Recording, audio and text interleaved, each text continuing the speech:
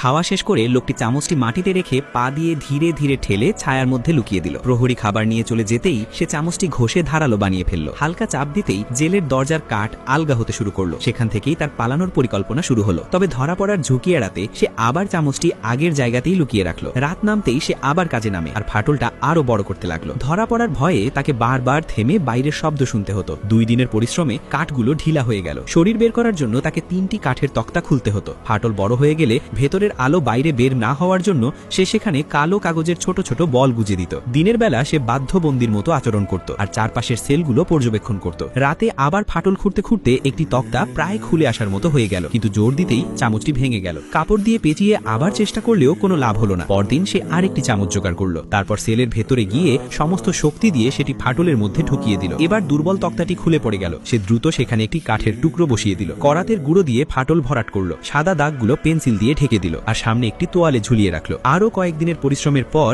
সে তক্তাটি পুরোপুরি খুলে ফেলতে সক্ষম হলো। করিডোরে কোনো প্রহরী না দেখে সে জানালা দিয়ে সরাসরি ছাদে উঠে গেল। এবার পালাতে হলে উঁচু দেয়াল টপকাতে হবে, তাই খাটের তার আর চাদরের ছেঁড়া ফালি দিয়ে সে একটি শক্ত দড়ি বানালো। সে পরিকল্পনাটি এক সহবন্দীকে জানালো। লোকটি বলল সে এই পরিকল্পনা পরীক্ষা করে দেখবে। কয়েকদিন পর আরেক বন্দী বলল হুক ছাড়া এই পরিকল্পনা কোনো কাজেরই নয় আর এই পরিকল্পনা খুবই ঝুঁকিপূর্ণ, তাই সে নিজের পরিকল্পনাই অনুসরণ করবে। জিজ্ঞাসাবাদের পর সেই বন্দী একেবারে চুপ হয়ে গেল। এমনকি জেলারও তাকে লোকটিকে তার কাছে যেতে দিত না। আসলে সেই বন্দির কাছেই একটি হুক ছিল। একদিন সে হুক নিয়ে দেয়ালের দিকে দৌড় দিল। সবাই ভাবলো সে বুঝি সফল হয়ে গেছে, কিন্তু ঠিক তখনই তাকে ধরে ফেলা হলো আর তার যন্ত্রণা ভরা চিৎকার পুরো জেল জুড়ে প্রতিধ্বনিত হতে লাগলো। এটা দেখে লোকটি বুঝে গেল এবার আর দেরি করা যাবে না। সে চামচ দিয়ে ল্যাম্প স্ট্যান্ডের স্ক্রুগুলো খুলে ভেতরের লোহার ফ্রেম বের করলো। তারপর কাঁচ ভেঙে টয়লেটের ভেতর লুকিয়ে রাখলো। লোহার ফ্রেম মাকিয়ে একটি হুক বানালো আর খাটের তার দিয়ে আরেকটি হুকও তৈরি করলো। জানালায় পরীক্ষা করে দেখলো হুকগুলো যথেষ্ট মজবুত। দড়িটাকে আরো শক্ত করার জন্য পরিবারের পাঠানো কাপড় আর তোয়ালে ছিঁড়ে ফালি বানালো আর কাপড় কম পড়ায় পাশের বন্দির কাপড় দিয়েও নতুন দড়ি তৈরি করলো। ভয়ে কেউ আর তার সঙ্গে যোগ দিতে চাইছিল না। একদিন জেলার তাকে জানালো